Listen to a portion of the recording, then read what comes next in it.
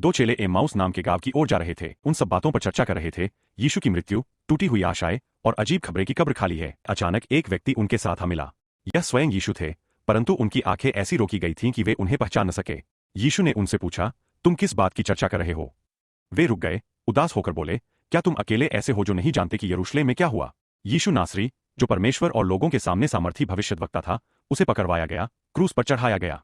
हमें आशा थी कि वही इस्राएल को छुटकारा देगा, पर अब 3 दिन हो गए हैं। उन्होंने आगे कहा, कुछ स्त्रियों ने हमें चौंका दिया है। कहती है कि उसने दर्शन पाया कि वह जीवित है।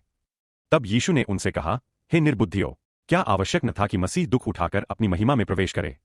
और फिर मूसा से लेकर सभी भविष्यद्वक्ताओं तक उन्होंने पवित्र शास्त्रों में अपने विषय की सब बातें उन्हें समझाईं। यीशु आगे बढ़ने लगे, पर चेलों ने आग्रह किया, हमारे साथ ठहरिए, क्योंकि सांझ हो गई है। वह उनके साथ घर में गया। जब वे भोजन के लिए बैठे, तब यीशु ने रोटी ली, धन्यवाद किया, उसे तोड़ा और उन्हें देने लगे। तभी उनकी आंखें खुल गईं। उन्होंने पहचान लिया, यह तो प्रभु यीशु है। और उसी क्षण वह उनकी आंखों से ओझल हो गए। वे एक दूसरे से कहने लगे, क्या जब वह मार्ग में हमसे बातें कर रहे थे और शास्त्र समझा रहे थे, तब हमारा हृदय भीतर ही भीतर जल नहीं रहा था? उसी घड़ी वे उठे और तुरंत यरूशलेम लौट गए।